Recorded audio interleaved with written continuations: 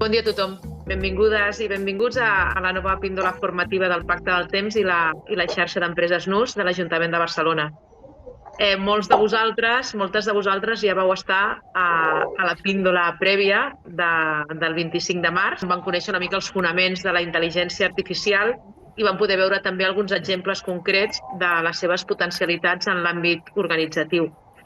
Avui fem un pas més. En aquesta sessió tindrem a la mateixa persona ponent, que és el Roger Galdón, i és Chief Strategy Officer de les empreses Solvers i Interfície Internet Services, i en Roger ens farà avui una mirada pràctica amb casos reals i recomanacions útils per començar a aplicar la IA de manera progressiva i efectiva dins les organitzacions. Dono la paraula al Roger i espero que sigui molt profitosa. Moltes gràcies, Vanessa. Bon dia a tothom i gràcies de nou per l'oportunitat i poder ampliar la primera sessió que vam fer. Com comentava la Vanessa, avui farem una sessió molt pràctica perquè puguem veure casos d'ús que serveixin com a exemples accionables pel vostre dia a dia. Aleshores, som molts en aquesta sala i hi haurà nivells de tot tipus. Intentarem fer alguna cosa que realment es pugui fer un cop acabem aquesta sessió. Per tant, coneixements tecnològics i informàtics no en fan falta molt, però sí que fa falta certa curiositat a l'hora de fer servir certes eines, d'acord? Però ja us dic que com que us quedarà la sessió gravada, tindreu un pas a pas de com poder fer aquest tipus de solucions, d'automatització de processos i com utilitzar la IA, d'acord? Anem endavant, veiem. Acceptem.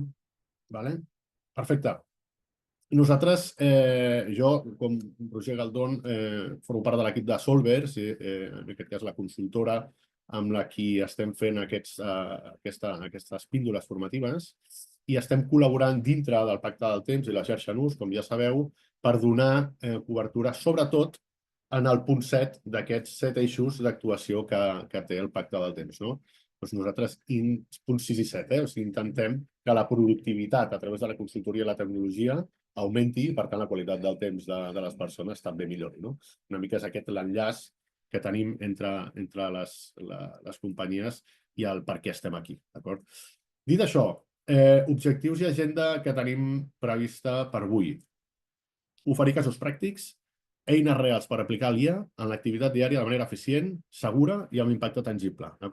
Veurem diferents aspectes i sobretot trencarem, o més que trencar, posarem coneixement sobre la taula perquè no tinguem certs dubtes a l'hora d'encarar solucions amb la IA, aspectes de legalitat, privacitat, això, puc fer-ho, no puc fer-ho, què implica si ho faig així o què implica si ho faig d'una altra manera. Ho anirem veient pas a pas. D'acord?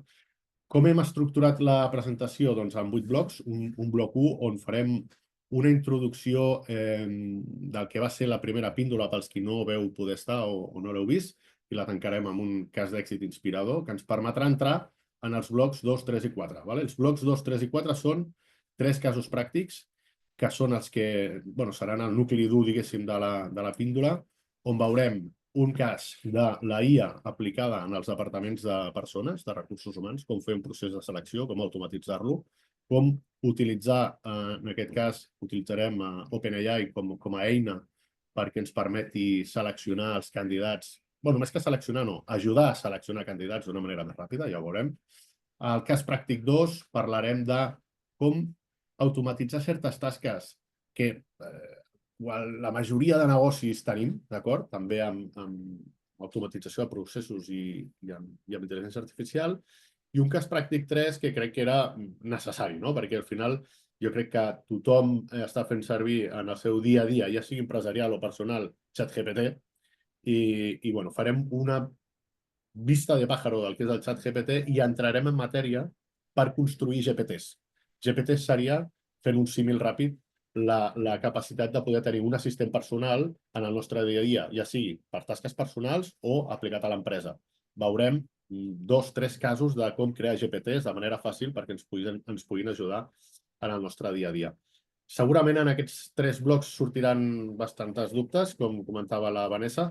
Apunteu-ho en el xat perquè després donarem també cobertura a les que tinguem resposta, que esperem que siguin totes. Un cop tanquem els blocs 2, 3 i 4, veurem els reptes i oportunitats de la IA i els aspectes legals i ètics. Els blocs 5 i 6 pretenen abordar des d'una mirada generalista quines són les oportunitats que ens brinda la intel·ligència artificial al negoci en el dia a dia i també veurem quins aspectes legals i ètics hem de tenir en compte. No? Preguntes com, escolta'm, si jo agafo un contracte i el pujo a ChatGPT i li començo a fer consultes, què passa amb aquesta informació? Doncs tot això ho anirem veient. I tancarem amb el bloc 7 amb una targeta d'acció 30, 60, 90 i compromís. En la passada sessió vam explicar com nosaltres, des de Solvers, encarem la consultoria per implementar la IA a les empreses i en els diferents processos. En aquest cas el que volem és assolir un compromís amb tots vosaltres perquè l'adopteu, però des d'un punt de vista personal, ja sigui aplicat a l'empresa o en el vostre dia a dia, però assolim aquest compromís amb aquesta targeta d'acció, que és una metodologia molt senzilla per poder aplicar la IA i anar-la adoptant a poc, perquè al final una de les coses que nosaltres anem veient és que es va parlar molt d'IA, però com que no hi ha una governança clara, tothom va fent servir la IA per la seva banda i després les empreses van una mica descoordinades. No? Per tant, aquesta targeta d'acció pretén alinear-nos a tots i tenir coneixement clar d'acció. I finalment, bloc 8, tancament i preguntes, que donarem resposta a tot el que ens comenteu. Dit això, si us sembla, comencem bloc 1, introducció i cas d'èxit. La passada sessió vam començar amb aquesta slide del test de Turing. No? La intel·ligència artificial és una que ara està en boca de tots, tothom està parlant d'intel·ligència artificial, des dels més petits als més grans estem fent servir la IA, però això ja ve de fa temps. Vale? El 1950, Alan Turing ja va plantejar-se una pregunta, i és si les màquines podien pensar o no. D'acord? Turing, entenc que el coneixeu tots, és el famós matemàtic que va ajudar, va construir un programa per desxifrar les comunicacions dels nazis. No? Llavors, a partir d'aquí, Alan Turing el que planteja a la societat és una pregunta. Pot una màquina pensar? I d'aquesta pregunta va néixer el famós test de Turing. El test de Turing no és més que saber si una màquina pot pensar o no com un humà. I el test és senzill, consisteix en una persona que li fa diverses preguntes a una persona o no, i les mateixes preguntes a una altra persona o no. Si el ser humà no és capaç de discernir que les respostes que li estan venint d'una o d'una altra és un ser humà o una màquina, podem dir que ha passat el test de Turing i podem dir que aquesta màquina està raonant com un ser humà. Per tant, només us vull exemplificar amb aquest exemple com venim o d'on venim i fins on hem arribat, d'acord? Des del 1950 fins a l'any 2012, la intel·ligència artificial passa per diferents moments, d'acord? I ja existeix. De fet, recordeu que hem tingut notícies, no? El famós el Deep Blue, la màquina que va vèncer Kasparov jugant a escacs, per exemple. Però és a partir de l'any 2012 on hi ha un punt d'inflexió perquè comencen a aparèixer les xarxes, les deep learning, no? les xarxes neuronals profundes. I això, més enllà d'entrar en tecnicismes, m'agradaria que ens quedéssim amb la imatge d'un cervell humà. Al final, el que hem pretingut nosaltres, o el món científic, és clonar un cervell humà amb una màquina. I al final això no deixen de ser matrius amb clústers, amb aquests punts que podeu veure, amb informació que van processant informació. Igual que les nostres neurones amb les connexions neuronals, amb la sinapsis. És exactament el mateix. El tema és que fins ara no hi havia hagut una velocitat de càlcul i de processament tan alta com perquè fóssim capaços de manegar tota aquesta quantitat d'informació tan gran que emmagatzemen les xarxes neuronals profundes. Dit això, com funciona un aprenentatge o com ha funcionat fins ara, fins abans d'arribar a aquesta revolució de les xarxes neurals profundes, com funcionava l'aprenentatge d'una intel·ligència artificial? Doncs jo tinc una sèrie d'informació sobre gats, li començo a donar fotos de gats, aquesta màquina comença a interpretar quins són els patrons de totes les imatges que coincideixen amb gats i, per tant, quan jo li passo un gat em diu si és un gat o no. Però si jo li passo un arbre, no sap dir-me si allò és un arbre o no.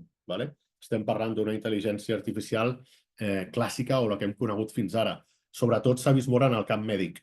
jo passo una sèrie de fotografies de pigues i com que n'he vist tantes, sé dir-te si aquesta piga pot ser dolenta o no, no? I aquesta és una mica la idea. Què passa? Que a partir d'aquí som capaços d'augmentar la velocitat de processament i arriba l'explosió a l'any 2020 amb l'era de la IA generativa. Per què? Perquè som capaços d'accedir a aquestes grans matrius, a aquestes grans quantitats d'informacions i processar-la i obtenir resultats brutals com els que tots vosaltres ja haureu verificat usant Cloud, ChatGPT, Copilot, Gemini, totes aquestes eines que estan ja en el nostre dia a dia. I llavors, a partir d'aquí, ens agradaria fer una reflexió que vam fer també en la primera sessió. Això que esteu veient aquí és una foto dels germans Wright quan van ser capaços d'aixecar el primer vol d'una estructura metàl·lica. O sigui, fins ara res havia pogut volar. I això va ser, si no recordo malament, l'any 1907. D'acord? Clar, intenteu anar a aquesta platja i poseu-vos a la pell dels germans Wright. Ells pensaven com acabaria això? O sigui, ells pensaven que això acabaria així. O sigui, acabaven de fer o acabaven de descobrir alguna cosa que canviaria radicalment la forma en la que el món està connectat, amb la que la societat està connectada, amb la que nosaltres ens comuniquem. I això posa de manifest que la IA generativa no és que estem parlant tant perquè estigui molt de moda, és que és alguna cosa que és una tecnologia de propòsit general que ha arribat aquí per transformar-ho tot. Fixeu-vos que la IA generativa, al final, el que ens permet és llegir i escriure d'una manera totalment diferent a la que ho coneixíem fins ara. I llegir i escriure vol dir moltes coses. I la podem aplicar per moltes coses. I hi ha tants casos com persones en el món. I d'aquí la importància de la intel·ligència artificial generativa.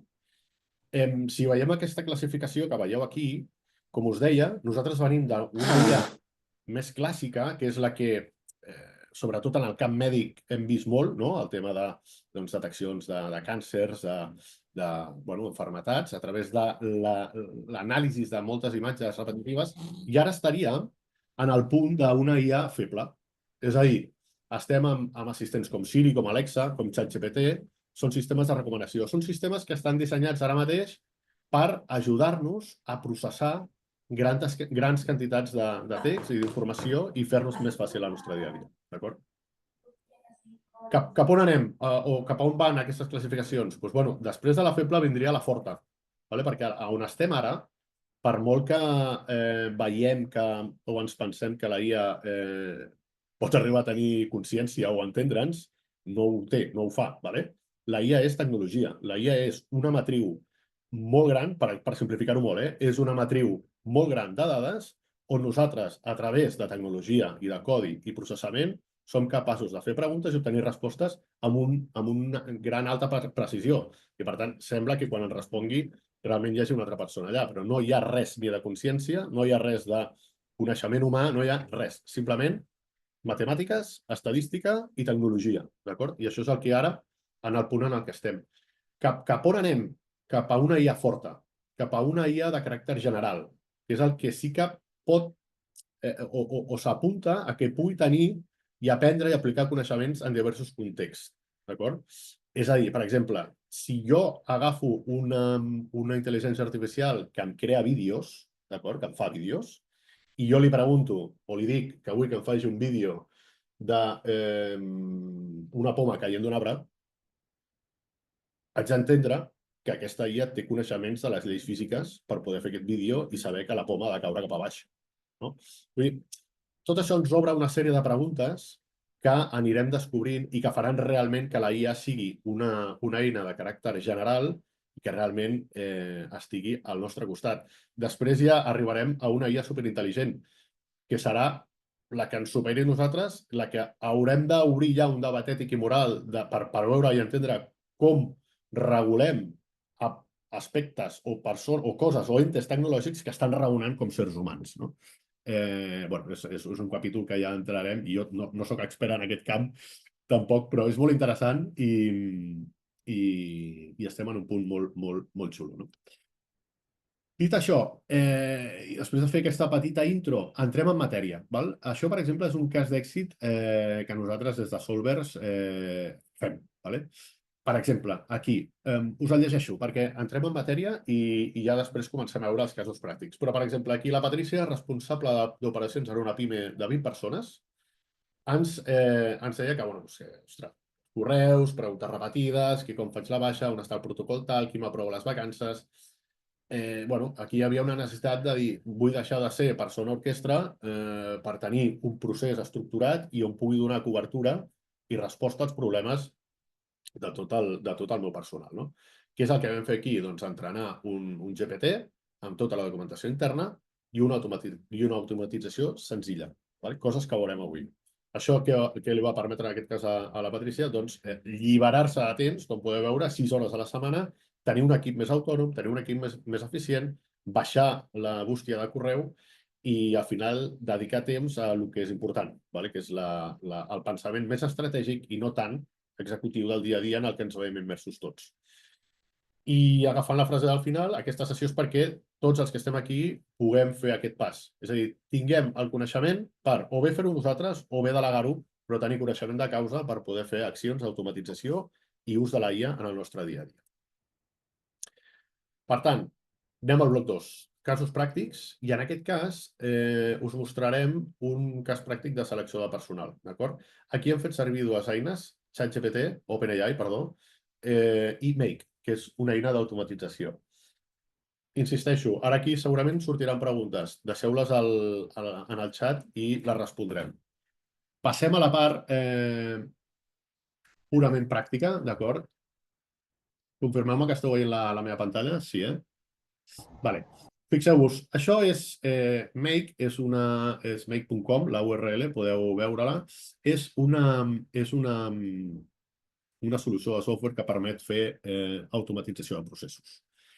Jo crec que no hi ha procés que tingueu al cap que no es pugui fer amb aquesta eina. I com aquesta, n'hi ha moltes en el mercat. N'hi ha moltes. Per tant, no és un tema de com, sinó és un tema de que nosaltres posem el focus en allò que volem automatitzar i a partir d'aquí veurem la millor manera.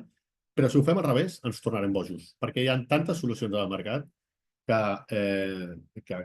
acabes molt marejat. No? Llavors, tot el que veureu aquí està fet amb comptes gratuïtes, menys la d'OpenAI. Vale? La d'OpenAI sí que és veritat que per fer servir l'API d'OpenAI, que ara us explicarem què és, necessitem tenir una compte i per tant, vinculada per poder-la fer servir. Dit això, anem al primer escenari que us deia, que és el de la selecció de personal. Nosaltres, i això és un tema que ens passa també a nosaltres, a l'hora de rebre candidatures de processos de selecció que fem, el típic procés és, obro la candidatura, rebo un currículum, aquest currículum l'haig de baixar del correu per on m'arribi o del formulari, haig de llegir, haig de fer un procés de selecció, m'haig de reunir, etc. Hi ha una sèrie de processos que s'han de fer abans de fer la reunió. El que us volem explicar aquí és com som capaços d'agafar un document, pujar-lo a una carpeta de Drive i obtenir un resum executiu d'aquest perfilat o d'aquest candidat. Us poso la solució i després veiem el pas a pas. Fixeu-vos. Jo aquí tinc una carpeta a Google Drive on tinc dues carpetes, currículums revisats, currículums pendents. I una sèrie de currículums aquí que m'han anat arribant a la bústia d'entrada. Aquests currículums són fakes, si estan generats amb ChatGPT, d'acord? Vull dir, a nivell de privacitat de dades no estem parlant amb ningú. Fixeu-vos què fem. Agafo el de la Núria, dic, val, a la Núria el posem a pendents, i ja tenim un currículum a pendents, i veieu que revisats no tenim cap currículum. Vale. Jo encara no m'he llegit el currículum, però el que farem ara és activar aquest procés, d'acord? Si activem el procés,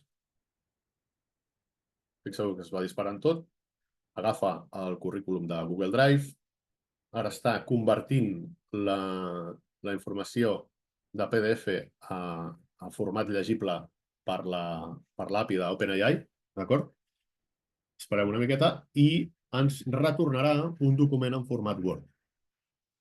Fixeu-vos, ara està a OpenAI i quan acabi aquest procés ens generarà un document. Si ara me'n vaig aquí, quan acabi, ja ha acabat. Si jo me'n vaig aquí i ara me'n vaig a currículums revisats, fixeu-vos que tenim un Word de la Núria Paredes que s'acaba de crear ara mateix a les 10:25.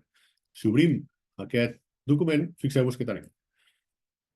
Formació acadèmica rellevant. Aquest cas que estem fent aquí és perquè estem buscant un candidat d'una gestoria d'aquí de Barcelona, d'acord? Llavors, aquest abstract el que ens diu és informació acadèmica rellevant. És tècnic superior en administració i finances. Experiències professionals en àrees clau. Més de 10 anys d'experiència treballant com a gestora d'autònoms amb tasques de gestió fiscal, comptable i administrativa, així com suport en presentació de models fiscals. Té coneixements específics en comptabilitat fiscal i àmbit legal, coneixements pràctics en gestió d'impostos, competències digitals, domina diferents programes com SAGE, Compte Simple, d'acord? Autoliquidacions, documentació de l'EAT, idiomes, educació general pel lloc de treball, sí. Aquí li hem demanat sí parcialment o no. En aquest cas ens recomana que sí. Breu justificació. La Núria té una sòlida experiència en gestió fiscal i comptable d'autònoms, coneix els principals models i procediments de l'àmbit espanyol i català i col·labora amb eines habituals en el sector. La seva formació i experiència són compatibles amb els requisits d'una gestoria de mida mitjana. Punts clau a tractar en la fase següent. Punt 1. Confirmar el seu coneixement dels processos legals i fiscals actualitzats a Espanya i Catalunya. Punt 2. Valorar la seva capacitat d'assessorament legal ampli i si també en matèria legal o només fiscal. I punt 3. Verificar la seva disponibilitat per a formació addicional en gestió més avançada o en noves eines. Valoració global, 8 de 10. La candidata té una bona base i experiència rellevant, tot i que seria ideal aprofundir en temes legals i en possibles formacions contínues. Aquesta és la clau d'aquest procés. És a dir, imagineu que tenim 30 candidats. Si som capaços de tenir un procés que ens faci aquest petit resum de tots els currículums que rebem, nosaltres som capaços després de fer una reunió presencial amb molt més contingut i amb una sèrie de suggerències que potser nosaltres o la persona que està fent el procés en aquest moment no ha tingut. D'acord? Com hem arribat aquí? Doncs ara ho veiem. Hem arribat de la següent manera. I ho hem fet, en aquest cas, amb aquesta eina que us deia que és Make. Vale? Podem muntar un procés d'aquesta manera senzill. Simplement venim aquí i busquem quins són els mòduls de control que volem per automatitzar. N'hi ha molts, però ens centrarem exclusivament en els que hem fet servir. En aquest cas, nosaltres hem utilitzat el primer mòdul, que és el de vull que revisis una carpeta de Google Drive i miris cada cop que arriba un fitxer nou. Quan passi això, aixeca la mà.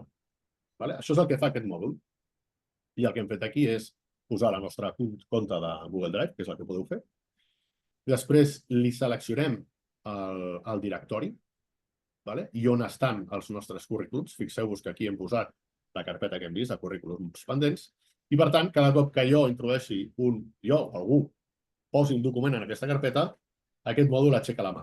Aixeca la mà i ens ho indica. Què passa quan això passa? Doncs que anem al mòdul 2. El mòdul 2 és un document, és un mòdul que li diem, escolta'm, quan el mòdul 1 et digui que ha rebut un nou document, agafa'l i el baixes. Te'l quedes per fer una següent acció.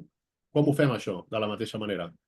Aquí ja ens haurem connectat a la nostra compte de Google, i per tant ja estarà connectada, i li diem, vull que et baixis el document que t'acaba de passar l'anterior mòdul. Fixeu-vos que si jo pico aquí i ja entrem en temes una mica més tècnics, li podem dir quin és el camp pel qual volem que reconegui aquest document i ens el baixi. En aquest cas li posem el File ID, que és l'ID o el nom del document que volem processar. Fins aquí, guardem. I en aquest cas posem un altre mòdul que és, escolta'm, jo ara això ho necessito passar a ChatGPT. Llavors, hi ha moltes maneres de fer el procés que hem fet ara. Aquesta n'és una. Però el que hem fet aquí és, vull que generes un link que em permeti enviar-lo i sigui llegible, en aquest cas, per aquesta eina. Per aquesta eina que el que farà és convertir-me de PDF a text pla. Per què això? Doncs perquè a ChatGPT li agrada més la informació amb un text pla que no amb un PDF. I, per tant, guanyarem molta més qualitat de dada. Aquest PDF és un servei extern, d'acord? Això també és una compte gratuïta, si voleu, que podem fer servir. Li enviem el document que hem rebut, ens ho converteix a text, d'acord? Fixeu-vos que aquí el que estem fent és, jo em connecto a la sessió d'aquesta eina, de pdf.co, li envio un fitxer a través de l'URL i li dic que em generi una direcció web perquè li pugui passar a ChatGPT. D'acord? Perdem? I ara aquí ja entraríem a l'OpenAI, a ChatGPT. Què és necessari aquí? Fixeu-vos, al final, Make és una eina que ens permet unir diferents o automatitzar diferents processos, però cada procés pot tenir diferents entrades i sortides de diferents softwares. En aquest cas, ens hem d'anar connectant entre tots ells. En aquest cas, si volem fer servir la potencialitat de ChatGPT, el que hem de fer és connectar-nos a través de la seva API. I aquí obro un valor que després tractarem, que és el tema de la privacitat de dades. Si treballem amb l'API de ChatGPT, estarem en un entorn molt més segur que si estem treballant amb el ChatGPT versió gratuïta o la versió Plus. En aquest cas, ens connectem a l'API de ChatGPT i fixeu-vos perquè aquí està l'important d'aquesta automatització. Aquí li estem dient com volem que es comporti el ChatGPT i com volem que analitzi el document que acaba de rebre. I aquí li hem posat el següent. Vull que actuïs com un usuari, vull que actuïs com un avaluador especialitzat en processos de selecció per gestories comptables de mida mitjana ubicades a Barcelona. La teva tasca és analitzar el següent currículum i determinar si el perfil de la candidata és viable per treballar en una gestoria que ofereix serveis de comptabilitat, fiscalitat i assessorament legal a pimes i autònoms. El perfil mínim hauria de complir almenys aquests requisits: formació en comptabilitat, dret, fiscalitat o administració d'empreses, experiència prèvia en una gestoria, despatx professional o departament comptable, coneixement pràctic del sistema fiscal i legal espanyol, especialment català, si és possible, bon domini del castellà, el català és valorable, ús habitual de programes ofimàtics o de gestió comptable. A partir del currículum, respon als punts següents de manera conjunta i breu. 1. Formació acadèmica rellevant. 2. Experiència professional. 3. Coneixements específics. 4. Competències digitals i eines. 5. Idiomes. 6. Adequació general al lloc. Sí, parcialment no. I justificació breu. I després li diem, dona'm 3 punts clau que hauríem de tractar en la següent fase. I això és el document que heu vist abans. Això és aquest document. Fixeu-vos que té aquesta estructura. Ens dona els 6 primers punts, on ens ha resumit el currículum, ens justifica breument la candidatura d'aquest perfil i ens fa una recomanació de 3 punts clau. Fixeu-vos que hem tardat menys d'un minut en processar aquest currículum i ja tenim una informació d'alt valor que a nosaltres ens permet accelerar molt els processos de contractació o, si més no, poder tenir reunions d'avaluació de manera molt més ràpida i efectiva a l'hora de prendre decisions. Un cop tenim això, aquest prompt d'aquí, aquest famós prompt que diem, és totalment configurable. És a dir, aquí li podem dir, si estem en un altre sector, parlem d'un altre sector. Si volem una àrea d'expertesa molt concreta, és a dir, li podem donar la profunditat que volem i la dimensió que vulguem, d'acord? O sigui, hem de ser aquí, sigueu creatius, creatives. Vull dir, podem posar el que necessitem en cada cas.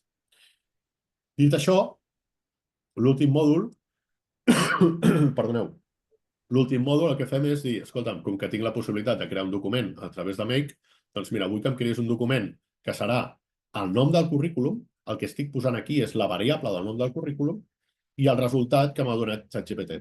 Això vull que ho posis a una carpeta del meu Drive que es diu currículums revisats. De tal manera que anem a fer un altre exemple. Ara me'n vaig a selecció, agafo el Javier López o la Laura, posem a pendents. Fixeu-vos que aquí a pendents tenim la Núria i la Laura. La Núria crec que ja està revisat. Sí, la Núria està revisada. Doncs ara anem a llançar el procés de nou. Fixeu-vos. Aquí ja ha detectat un nou document. Aviam. Pendents, Laura, Núria, sí. Sí. Revisats. No l'he disparat, no? Bé.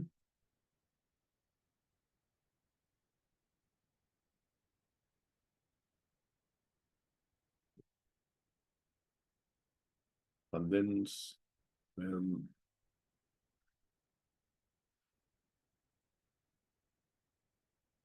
Fantàstic, salió del directe.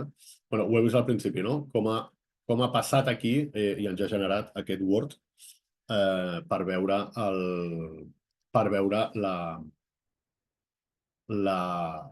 resum que ens fa de tot aquest procés. Per tant, resumidament, a través de Make, per exemple, podem fer aquesta automatització de procés de selecció.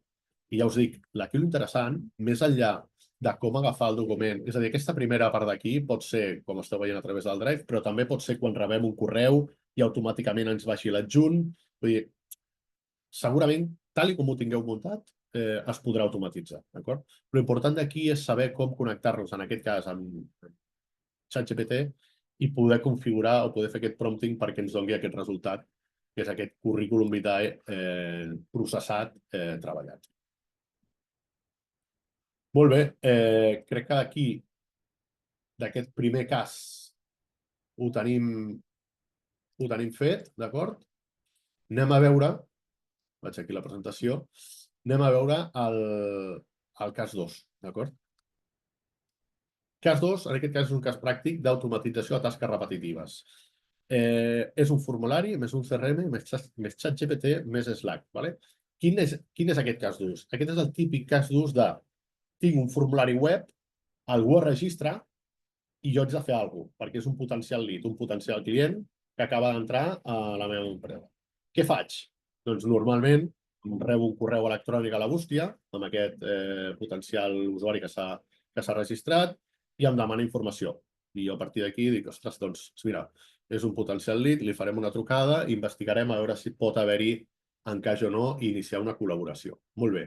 El que nosaltres proposem aquí és automatitzar tot aquest procés. ¿Vale? Automatitzar l'entrada d'un lead a un formulari, que siguem capaços de processar informació i convertir-la en valor, que es doni d'alta automàticament com a empresa a la nostra CRM i rebem una notificació per Slack, per un sistema de missatgeria, que ens avisi que ha entrat aquest nou lead a casa. ¿Vale? Fixeu-vos. Tanquem aquesta part d'aquí. Anem a la part d'escenaris. I aquí, dintre de Make, el que esteu veient són els diferents escenaris que tenim, d'acord? Ara entrarem en aquest d'aquí, una integració que hem fet amb, en aquest cas, Typeform, que és una eina molt comuna per crear formularis, amb ChatGPT un altre cop, amb HubSpot com a CRM i amb Slack. ¿Vale? Pels qui no conegueu què és cada una d'aquestes coses, Typeform és una solució de software as a service de formularis molt xula, que permet crear formularis de contacte o enquestes i que es poden integrar en pàgines web. Després farem servir l'API d'OpenAI. HubSpot és un CRM, que té una versió, la versió inicial, que és freemium, és molt interessant per començar, i després Slack com a eina de missatgeria. D'acord? Fixeu-vos, començarem, igual que hem fet amb l'altre cas, començarem amb la solució final i després veurem mòdul a mòdul, que és el que hem fet, d'acord? Imagineu-vos que aquest és el formulari.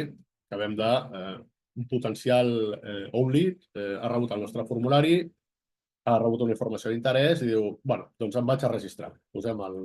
Però, de fet, us diria, algú em pot donar el seu nom o el nom d'una empresa? Perquè farem l'exemple amb un real.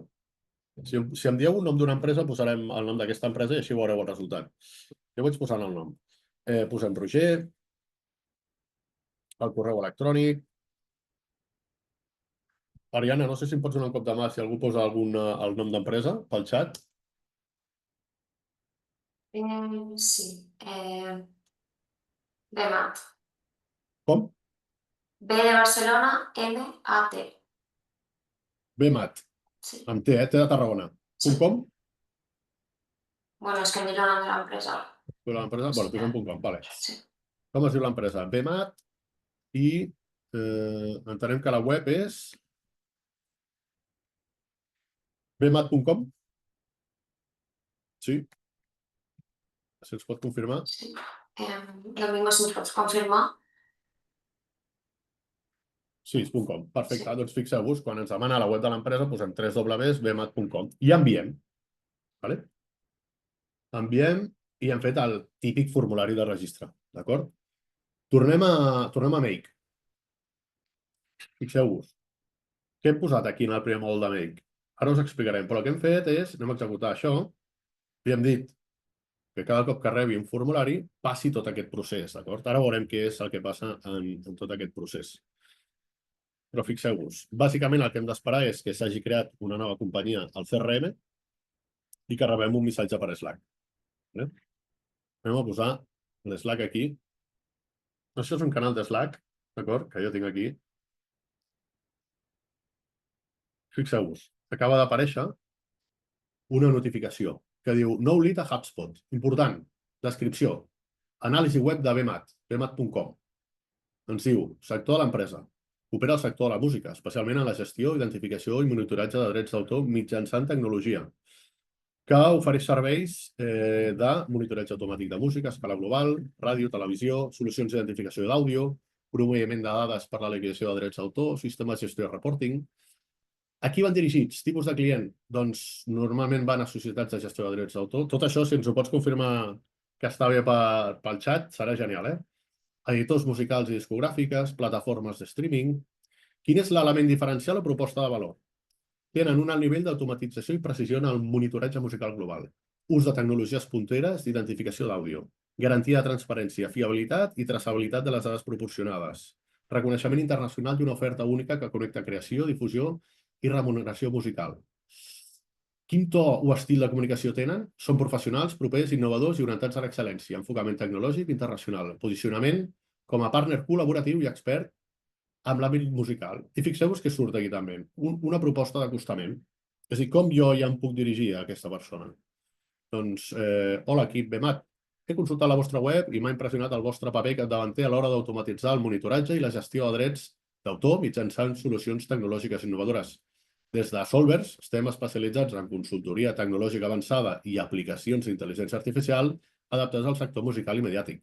Creiem que podríem explorar sinergies, bla, bla, bla, bla, bla. Li estic proposant ja una reunió directament a aquest lead que acaba d'omplir un formulari. I tot això ha passat en menys d'un minut. Penseu ara què és el que passa en el vostre dia a dia quan entra un lead en el vostre formulari i aneu a contactar amb aquest client. Quant temps passa? Perquè aquí, en menys d'un minut, el mail ja el podem enviar, si volem. Aquesta és la clau. O sigui, quan parlem d'automatitzar processos, estem parlant d'això. Que aquestes coses ja les pot fer un sistema de manera automàtica i que, per tant, nosaltres ens podem dedicar a fer aquesta lectura, a obtenir informació de valor ràpida sobre el potencial client i fer-li una proposta immediata per, en aquest cas, tancar una reunió directament. Fixeu-vos que també us deia que aquesta automatització ens havia de crear una empresa a HubSpot. Si jo me'n vaig a HubSpot, perdoneu, si jo me'n vaig a HubSpot, que és aquest CRM, sonaria per fer una altra píndola, però fixeu-vos que apareix aquí. Ja ha creat BMAT, una empresa que es diu BMAT. Si jo entro a BMAT, tinc l'empresa, tinc la URL, i en aquest cas tinc només els 4 camps que jo he demanat al formulari, però podríem automatitzar moltes més coses. I fixeu-vos que aquí, a la descripció, em torna a sortir tot el resum.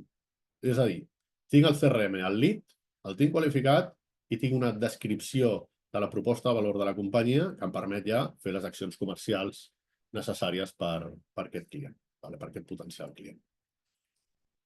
Com hem arribat aquí? A través d'aquest procés que teniu en pantalla.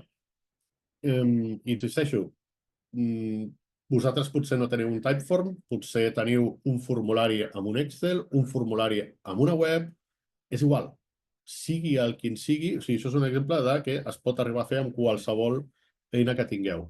Què és el que fem aquí? El mateix. La filosofia segueix sent la mateixa. Si passa alguna cosa en el formulari, m'avises. Un cop m'avises, jo el que faig és agafo aquesta informació i vull que l'enviïs a OpenAI. I a OpenAI què li diem? I aquí està la clau un altre cop, igual que en l'exercici que havíem fet abans, de dir-li què és el que volem que faci amb aquesta informació. Nosaltres el que hem fet aquí en aquest procés és passar-li la web del potencial.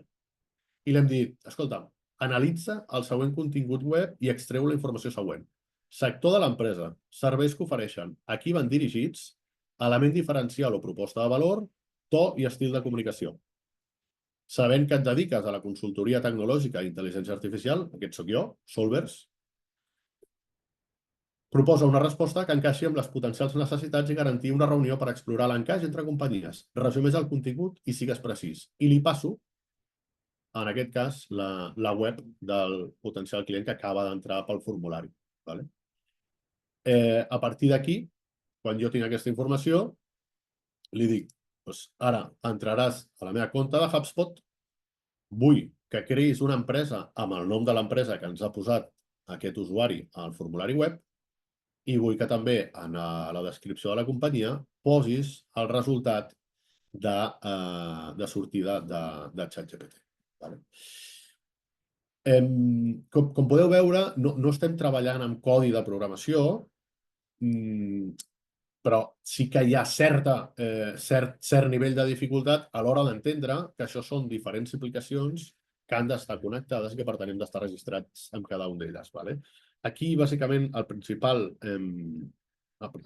tema és entendre que de cada bloc, de cada rodoneta que veieu aquí que passa a l'altre, hem de dir-li què és el que volem que passi, quina informació volem que passi. Vale? En aquest cas, dintre HubSpot, el que l'estem dient és, escolta'm, a tu t'arriben una sèrie de camps de ChatGPT. Vale? I jo ara estic a la part de HubSpot, en el camp de nom, de companyia. Quin nom vull que posis en el camp companyia? Doncs busco aquí, en aquest cas, me'n vaig al Typeform i com que jo sé que hi ha un camp que és quin és el nom de la teva empresa, BMAT, li passo aquest. Fixeu-vos que aquí posa la resposta mapejada com es diu la teva empresa. Com es diu la teva empresa és el camp que omple el potencial quan entra al formulari. No sé si m'estic explicant bé en aquest punt, però, sisplau, si hi ha preguntes, apunteu que les veurem. I l'altra automatització és a través de Slack, d'acord? En aquest cas, Slack és un sistema intern de xat i el que li diem és que, com que tenim un canal de potencials leads on està tot l'equip de ventes, escolta, quan entra algú, automàticament llança això, aquesta notificació al canal, que l'equip de ventes s'enteri, que tingui la descripció, si volem, podem assignar un responsable i que comenci a fer el procés comercial que toca. D'acord? Per fer aquesta primera reunió i acabar tancant el projecte. Cas 2 fet. No sé si estic anant molt ràpid. Seguim. Cas 3. D'acord? Vinga. Per tant, resumint, hem fet el primer, selecció de personal, on hem vist com a través d'una pujada d'un PDF, d'un currículum a Drive, som capaços d'agafar-lo, processar-lo i treure un resum executiu que ens permet validar ràpidament si aquest candidat té encaix o no amb la posició que estem avaluant. El cas 2, formulari, ens entra un lead a la nostra web o a través d'una landing i el que fem és donar-lo d'alta a HubSpot, fer una descripció de proposta de valor i diferència o valor competitiu d'aquesta companyia i encaix amb la nostra proposta de valor per poder activar una acció comercial superdirecta i precisa, vale? I tancar una reunió. I ara anem a la part de creació d'un assistent personal a través de ChatGPT, que jo crec que és l'eina que potser tothom, bueno, potser no, jo crec que és l'eina més usada per ser la primera que va sortir d'alguna manera democratitzar la intel·ligència artificial en tots els sectors, no? Tant en el empresarial com en el personal. Aleshores, per fer els assistents, òbviament, entrarem a ChatGPT per fer-ho. Vale? Aleshores, diverses coses a tenir en compte de ChatGPT. La primera, si anem a la dreta a configuració, veurem aquí un menú on posa controles de datos. ¿Vale? Vale. Mejorar el modelo para todos. Això és important que ho tingueu o sapigueu que si ho teniu activat, esteu donant validesa a OpenAI perquè agafi la vostra informació i la faci servir per entrenar models.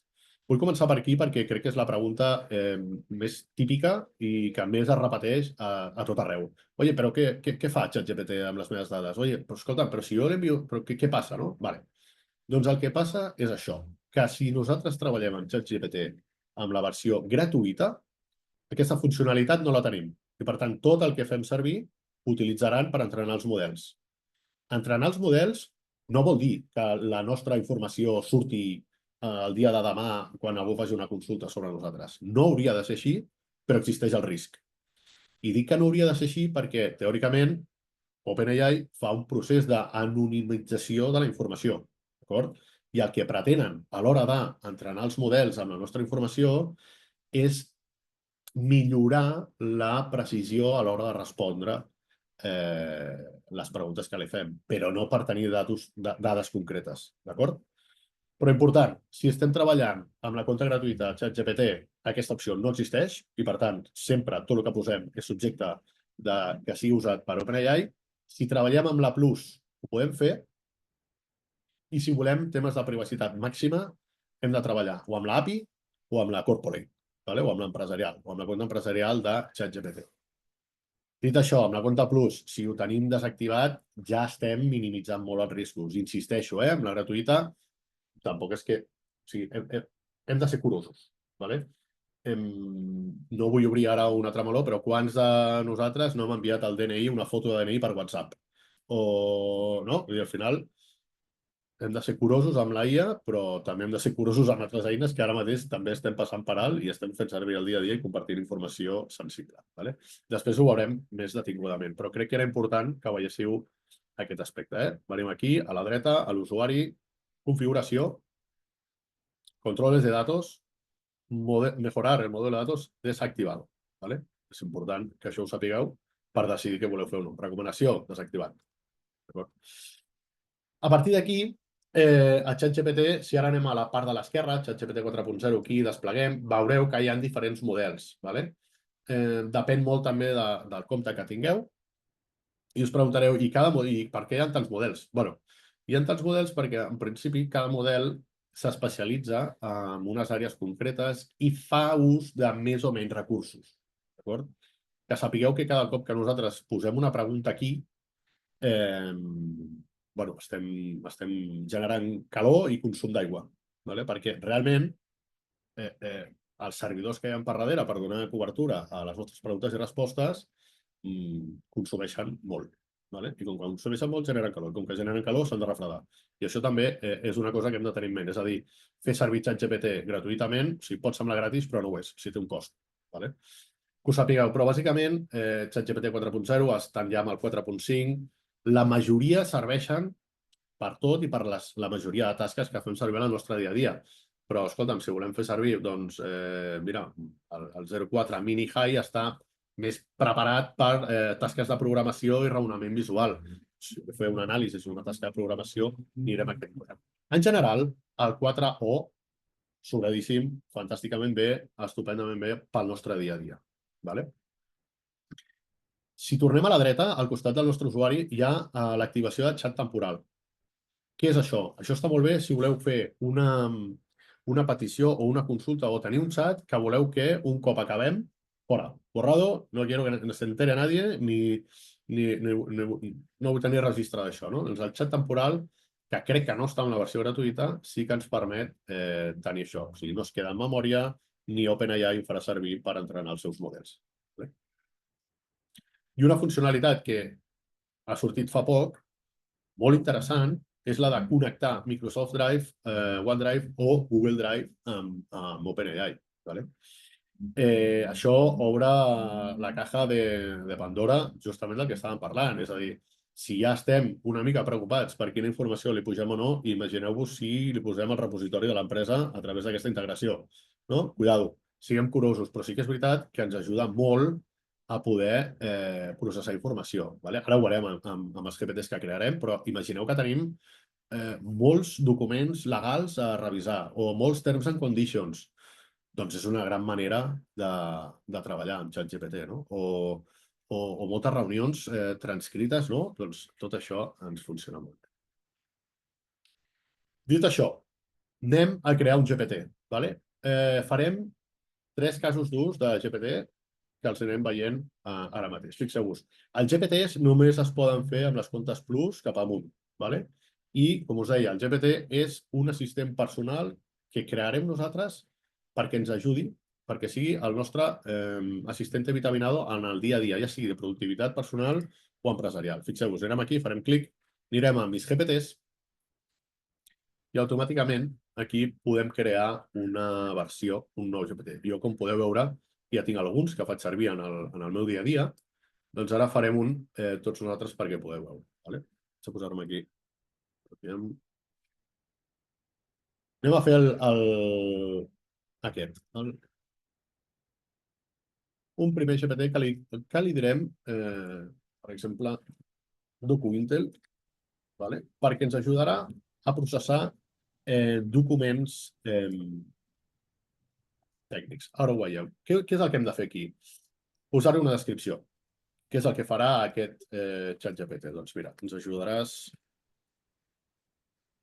en la creació, en revisar contractes i fer reunions a l'empresa. Per exemple, instruccions, què és el que li hem de dir? Aquí estem ja en el punt clau, com vèiem abans amb Maker. Quines són les instruccions que li hem de dir per que ens ajudi? Doncs fixeu-vos aquí, per exemple, li podem dir ets un assistent especialitzat en analitzar documents, PDFs, Words, etc. La teva funció és extreure informació rellevant, resumir continguts, identificar riscos, oportunitats o incoherències i generar insights útils. Parla de forma clara, precisa i estructurada. Pregunta primer quin tipus de document és i què vol l'usuari. Escriu en català o castellà segons l'idioma del document. Funcionalitats destacades. Què volem que faci? Volem que faci això. Resums executius, extracció de dades clau, detecció de riscos i incoherències i reformulació de textos per més claredat. Fixeu-vos que estem creant aquí una espècie d'assistent legal que ens pugui ajudar en el nostre dia a dia en aquests termes, d'acord? Iniciadors de la conversa. Si això volem que usi diferent gent de l'equip, li podem dir en aquest GPT que sigui propositiu i fixeu-vos a la dreta que a mesura que jo vaig posant aquí indicadors, em va posant, pots fer-me un resum executiu? O sigui, va ajudant a que l'usuari pugui anar introduint, fent un clic, pugui anar interactuant ja amb el GPT. En aquest cas, hi ha alguna clàusula crítica? Podem anar posant més coses, per exemple. Aquí, quins punts importants hi ha, etcètera. Així, tants com vosaltres considereu. Fixeu-vos que a la dreta estem veient el look and feel que veurà l'usuari. Imagineu-vos que som una empresa i hem creat aquest GPT. Aquí es veurà DocuIntel. Inclús aquí li podem posar una imatge. Podem utilitzar el DALI, que és el generador d'imatges de GPT. Fixeu-vos que ara ens crearà una. Mentre es va creant vaig seguint. I un altre punt important, podem carregar arxius. És a dir, si nosaltres tenim una font de coneixement dintre de la companyia d'aspectes legals i que sabem que només ho farem servir nosaltres, aquí ens podem carregar. De tal manera que aquest GPT, quan li fem preguntes, farà cas a tot aquest prompt que li hem posat aquí i a tota la informació que ja li hem carregat. Serà la seva font de coneixement. És on anirà a buscar documentació primer i ens retornarà respostes. I fixeu-vos, si jo li pregunto aquí, què pots fer?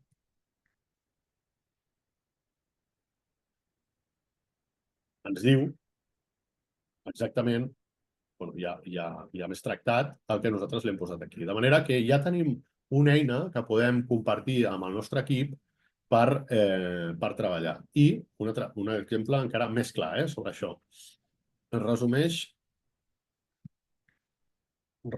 aquest contracte. Agafo un arxiu, he agafat un modelo de vivienda de la Comunitat de Madrid, jo li llenço aquí, li dic resumeix aquest contracte, pugem aquí i farà el resum d'aquest contracte amb els criteris que li hem posat en el GPT. Un resum executiu, parts del contracte, objecte del contracte, la duració, la renda, la fiança, les obligacions, els drets i la jurisdicció. És a dir, és la manera de tenir, òbviament, tots els temes de legal s'han de supervisar. És a dir, això no substitueix a ningú. Això ens ajuda a arribar abans a la informació, però hem de tenir una validesa i una intervenció humana perquè ens ajudi a validar aquest tipus d'informació. Un cop tenim això, creem el GPT, fixeu-vos, aquí li podem dir, i el tenim aquí, li podem dir solo yo, cualquier persona con el enlace o a la tenda de GPTs. Què vol dir això? Solo yo està clar, només el puc veure jo. Qualsevol persona amb aquest enllaç. Nosaltres ara podem guardar això i us puc passar aquest enllaç i vosaltres ja podeu accedir a aquest xat GPT per fer-li preguntes. No el podreu editar, però sí que el podreu fer servir com a un assistent legal. D'acord? I l'altre és pujar-ho a la tenda de GPTs. Hi ha una gran comunitat de GPTs, de gent que fa GPTs, que els puja. I jo he arribat a veure GPTs de... Hi ha un que ha tingut molt d'èxit, que és el de Mercadona. S'han pujat tota la base de dades de productes de Mercadona i fa una comparativa espectacular entre preus, tal. Una passada, no? Per tant, aquí sí que us animo també que sigueu molt creatius a l'hora de crear els vostres GPTs, perquè realment és molt, molt útil. Una cosa a tenir en compte molt important. Si creeu un GPT i carregueu arxius aquí i agafeu aquest GPT i el compartiu, que sapigueu que aquesta informació pot ser susceptible de que surti a la llum. És a dir, si jo en aquesta càrrega d'arxius aquí li he posat les bases legals de la meva empresa i comparteixo aquest GPT en obert, doncs en funció de la pregunta que se li faci, el GPT igual respon una informació sensible de la meva empresa. D'acord? Per tant, ojo amb el tractament d'aquests GPTs, com fem servir la informació i aquí els compartim. És un tema, això ja no és un tema d'IA, és un tema també de saber com funciona i tenir la picardia o el sentit comú de no compartir allò que no volem que es difondeixi per la privacitat de les dades. Llavors, crearíem aquí, en aquest cas li dic solo jo, guardem, i ja tenim el GPT creat. És important, aquest seria, veiem, VerGPT. Fixeu-vos, DocuIntel, creat per Roger Galdón, ens ajudaràs a revisar contractes i reunions d'empresa. Les preguntes que li hem posat, pots fer un resum executiu? I ara ens demanarà, doncs escolta'm, abans digue'm quin document vols que et resumeixi, comparteix-lo, posa-lo aquí, tira... No? Ja tenim un assistent que, si tenim un equip, i insisteixo, mireu-lo amb ulleres de qualsevol àrea de l'empresa. Si tenim un equip que necessitem donar suport o cobertura, això ens ajuda molt. Processos d'onboarding, consultes legals, recursos humans amb el tema de permisos, vacances, etc. Tenir tota la font de coneixement repositada de l'empresa aquí per tots els temes, com deia, de recursos humans, és molt interessant. Pot ser molt interessant perquè ens ajudin al dia a dia. D'acord? A nivell d'usabilitat, que sapigueu que quan creem un nou xat, automàticament ens surt ChatGPT 4.0. Des d'aquí, nosaltres seleccionem els models i si volem anar en el nostre, hem d'obrir la barra lateral i en aquest cas buscaríem aquí el que acabem de crear, que és el... Per què no surt aquí? Perquè ja tinc la columna plena, però si anem aquí, fixeu-vos, a mis GPTs, tenim a DocuIntel, d'acord? Jo pico aquí i ja tornaria a estar dintre d'aquest assistent que es centrarà en contestar sobre el que li hem posat en el prompt, d'acord? Fem un últim cas de GPT. Fixeu-vos, en aquest cas que crec que pot ser molt interessant a nivell de productivitat. A nivell de productivitat personal, per exemple, creativitat, aquí. Aquest és. Productivitat Pro. Fixeu-vos. Fijarem productivitat Pro.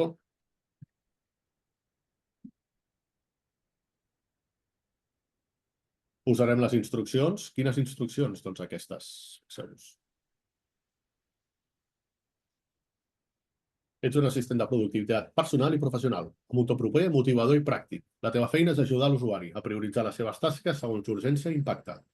Organitza la seva setmana de forma eficient, millora els seus hàbits de treball i autocura, redacta correus o missatges per delegar, dir no o posar límits, fer seguiment d'objectius i revisar el seu progrés. Adapta't al context de cada persona, si és un freelance o una persona treballadora, per compte aliè o algú que vol millorar la seva rutina. Sempre pregunta abans de donar consells. Evita el to paternalista, sigues un aliat, no un jefe. Indicadors de conversa, per exemple. Doncs escolta'm, primer, ajuda'm a organitzar la setmana, són les meves prioritats. 2. Tinc massa coses al cap, em pots ajudar per on començar? Insisteixo, són exemples, pretenem ser creatius per ajudar a obrir la ment i que pugueu explorar-ho en el vostre dia a dia.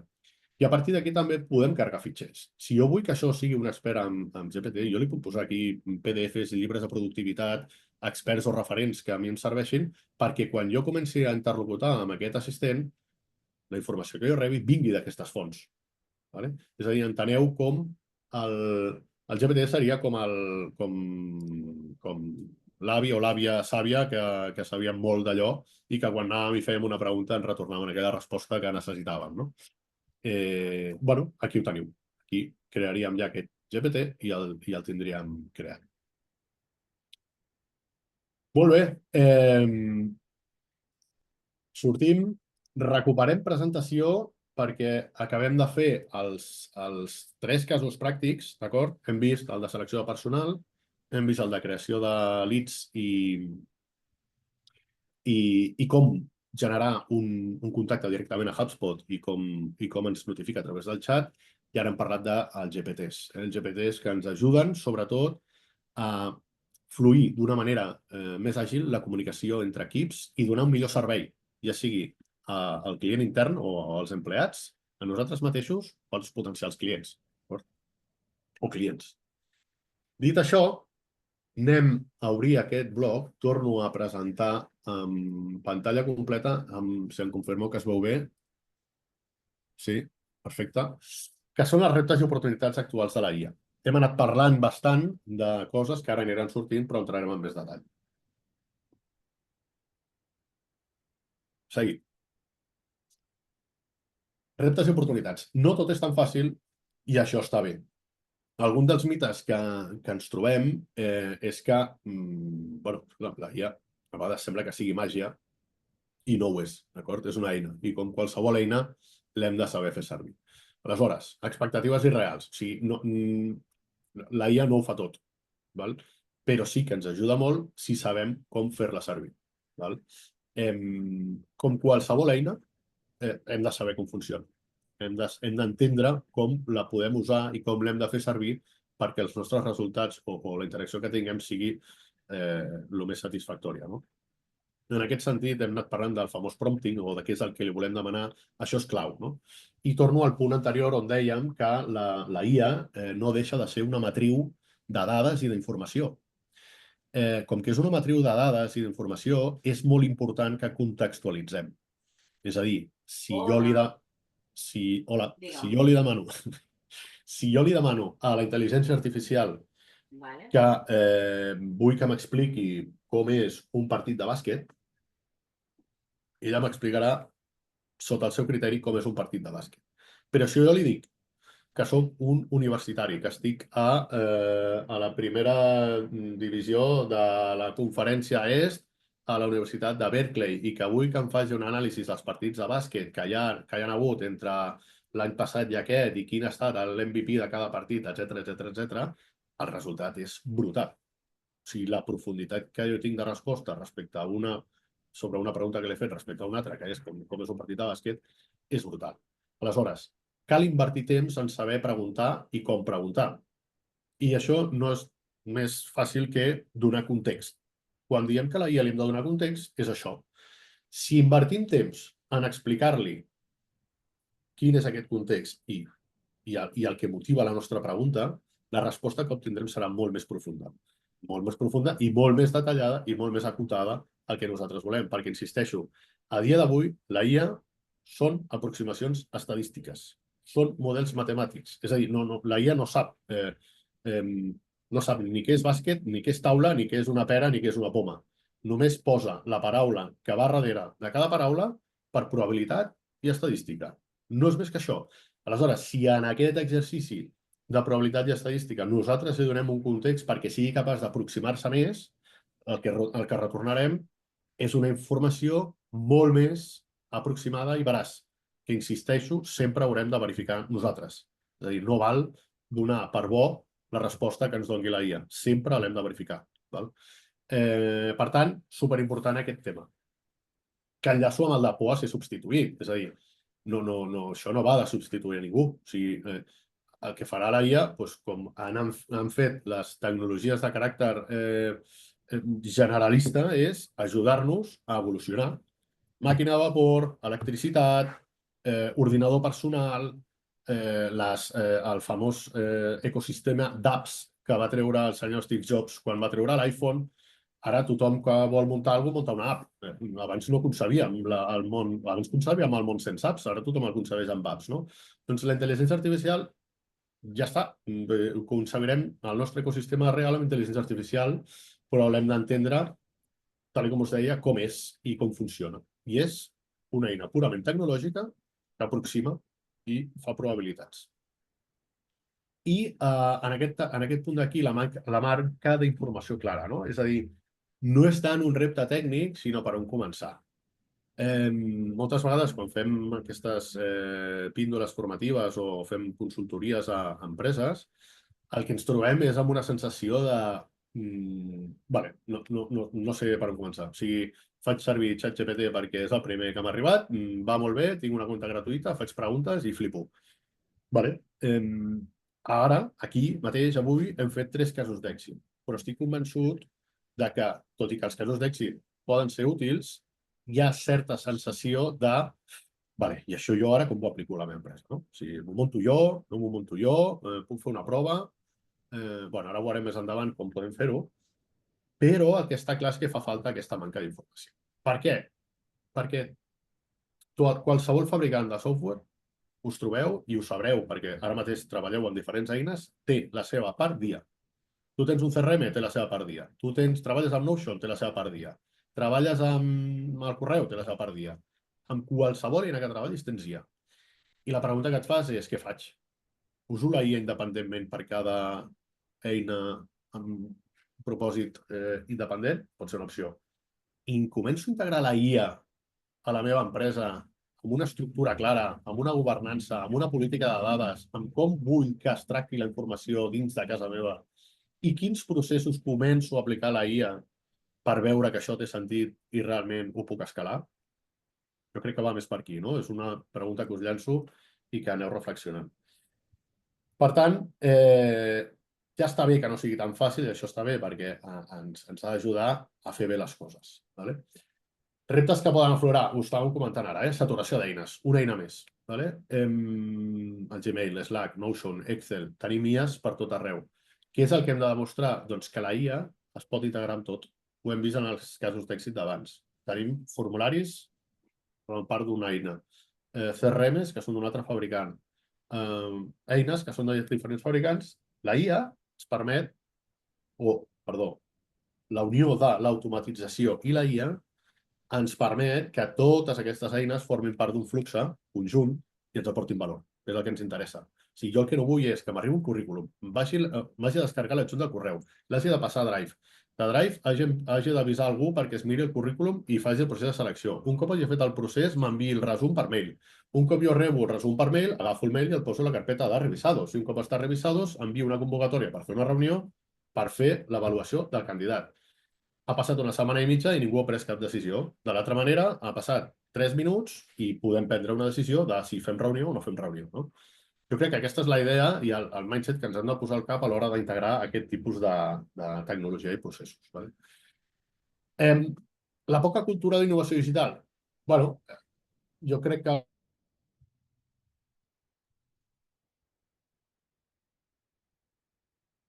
és a dir, ens hem de posar amb la IA, no? Ens hem de posar, l'hem de provar, hem d'equivocar-nos, hem de tenir casos d'èxit, però, com us deia abans, si recuperem la imatge de la foto, no? De l'avió a la platja, estem en un punt molt xulo d'explosió, i tothom està, en certa manera, en la mateixa fase de descobriment, d'experimentació, d'aplicar polítiques, de provar. Ara parlarem de la normativa de la IA a nivell europeu, però és que tot s'està fent ara. Tot s'està fent ara, no? Llavors, superimportant no tenir por, però sí anar amb sentit comú i provar. Sobretot provar coses que crec que és la clau. Manca de lideratge digital, si no hi ha algú que impulsi la IA, no avança. Cas típic, CEO d'una empresa. No, jo és que no, el tema de la IA, no, porque claro, yo tengo con ChatGPT el tema de los datos y tal, no sé, a nivell privacitat, no, hi ha por. I com que hi ha por, no prenc cap decisió. I com que no prenc cap decisió, què fa tot l'equip? Fer servir la compte gratuïta de ChatGPT. tothom va per la seva banda, no hi ha cap política de dades ni de governança a l'empresa i doncs no sé si és pitjor el remei que... No? Enteneu? Per tant, el lideratge és clau. I si hem de liderar amb coneixement, amb política de dades, amb governança i amb passos clars. I a vegades quan parlem de governança, quan parlem de política de dades, quan parlem de normativa i legalitat, són paraules que van grans, però, insisteixo, fem-ho petit i ho veurem més endavant. Comencem per un procés, definim-lo bé, baixem-lo, provem-lo, obrim-lo i si funciona, escalem-ho. D'acord? I a poc anem iterant i anem repetint sobre aquest procés. Després, bueno, si faig una pregunta a l'IA i no m'entén, bueno, por ridícul equivocar-se, no? A vegades, a l'hora d'aquests reptes que dèiem que ens podem aflorar. Bueno, crec que no res a dir aquí. I les oportunitats són increïbles. Fixeu-vos, coses que hem anat veient en aquests exemples que hem vist. Automatitza el que et fa perdre temps. Fes que la màquina respongui per tu les preguntes de sempre. Amb GPTs, com hem pogut veure. Detectar patrons en minuts, no en reunions. Si jo m'haig de llegir un contracte, ostres, contracte de 25 pàgines, i jo li puc dir amb un prompt a ChatGPT que donant-li aquest context que dèiem, que actuï com un expert fiscalista especialitzat en dret mercantil, m'analitzi el contracte i em tregui les principals vulnerabilitats d'aquest contracte, ostres, jo ja me'n vaig amb el meu equip de legal i me'n vaig amb una sèrie de preguntes. A part de que se'l revisaran de dalt a baix, jo almenys tinc una foto global d'aquest contracte i quan em vinguin amb aquesta resposta, l'equip de legal, o amb el seu anàlisi, jo també tindré una estructura que em permetrà entendre millor i discorrir millor en el meu dia a dia. No? Crear contingut, el tema de trencar el síndrome de la pàgina en blanc. A mi personalment aquesta part em sembla brillant, no? El fet de comences a generar una idea i et permet enfocar-la d'angles que no haguessis pensat mai que existien sobre aquell concepte. Per tant, molt interessant per la creació de contingut, ja no tant amb meitat de temps o no, que també, sinó amb la capacitat de poder analitzar-ho tot des d'un punt de vista molt més 360. Els GPTs interns que comentàvem per un tutor 24/7, el teu coach de productivitat 24/7, en qui pots compartir la teva informació. N'haureu sentit a parlar també aquests dies, ha corregut a nivell notícies, gent que ja està com deixant davant del seu terapeuta per fent servir ChatGPT, no? Ojo amb aquestes coses, perquè al final, bueno, insisteixo, això és un model matemàtic, llavors pot ajudar a reflexionar, però no és el mateix, òbviament, com tots sabem. I jo crec que la clau d'aquí és el guanyar temps per fer el que importa. Menys operativa, més lideratge i més pensament estratègic. I jo crec que estarem d'acord amb tots els que estem aquí que el dia a dia ens menja, l'operativa diària ens menja, les trucades, l'últim foc, bueno, això seguirà sent així, però tots els processos que ara amb la IA i amb automatització puguem anar automatitzant ens donaran més pau mental, que és el que necessitem per liderar les companyies. Per tant, els reptes són reals, però les oportunitats són massa bones per deixar-les passar. Com qualsevol canvi important, comença per una decisió valenta, que és provar-ho. És a dir, hands-on, posem-nos-hi en marxa. Hem vist casos avui que ens serviran, ho veurem després també. Aspectes legals i ètics de la IA. Aquí també, si surten preguntes, endavant, perquè són molts i que crec que es pot generar un debat molt interessant. Jo, òbviament, això és una pinzellada, té molta profunditat aquest punt, però alguns aspectes claus que hem de tenir en compte quan estem fent servir intel·ligència artificial. Tema de dades personals, noms, correus, NIMs, dades mèdiques, tot el que estigui, o sigui, tot el que nosaltres posem o inferim a una intel·ligència artificial, en funció del model que estiguem fent servir, que sapiguem que aquestes dades poden ser inferides al model i poden ser usades per entrenar nous models. Aleshores, és veritat que teòricament s'anonimitzen totes aquestes dades a l'hora d'entrenar, però ningú ens ho garanteix. Ningú ens ho garanteix. I com que ningú ho garanteix, hem de ser curosos i prudents. I per tant, si volem introduir documentació sensible a intel·ligències artificials que no tenim clar a nivell de seguretat i privacitat que tenen, pas 1, anonimitzem els documents. seria el pas 1. O sigui, no comencem a llançar informació a la brava a eines sense saber què és el que passarà després per darrere. D'acord? Per tant, insisteixo, ho anem repetint durant la píndola, però sentit comú. Sentit comú amb l'ús de les dades personals amb eines d'intel·ligència artificial. Un altre aspecte important, la propietat intel·lectual. Com sé que aquesta imatge que jo he creat és 100% meva, si ho ha generat una IA o no, no? Això és un debat aquí que no entrarem, però és interessant que tinguem en compte de la propietat de la intel·lectualitat d'allò que fem amb una eina d'IA, no? Textos, dissenys, contingut, potser no és 100% nostre, si ho ha generat una IA, perquè ho ha generat amb informació privada d'un tercer amb el qual ha estat entrenat el model, no? Ve una mica per aquí la reflexió. I ús de plataformes com ChatGPT, ho hem parlat també. Si usem la versió gratuïta, plus el que envies pot ser emprat per OpenAI per millorar el model. Si no, ho desactives. Per tant, us recomanaria invertir cert temps a l'hora de anar al Terms and Conditions o veure a la part de configuració de les diferents eines que podeu estar fent servir quines són les polítiques de privacitat o com ho estan fent servir. Vale? És, al final, entendre a qui li estem donant poder o no. Riscos habituals, com dèiem, enviar dades de clients a ChatGPT. Hi ha una persona al teu equip, copia un correu amb dades personals per generar una resposta.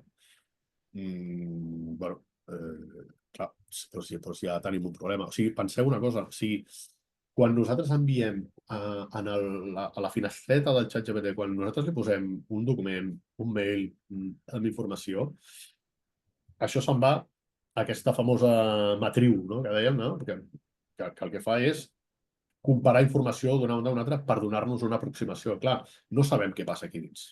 No ho sabem. O sigui, no ho sabem i les grans companyies no ho expliquen. I tot i que la lletra petita digui sí, tot està privatitzat i anonimitzat, doncs, bueno, ojo, vale?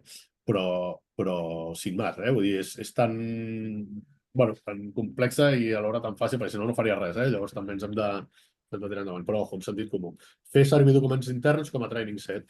És a dir, clar, ojo, no podem pujar un manual d'empresa a un GPT obert sense control, el que us comentava abans. Si jo creo un GPT i poso informació de l'empresa per alimentar-lo, ojo, perquè si el comparteixo, doncs hi haurà gent que accedirà a aquesta informació. Vale?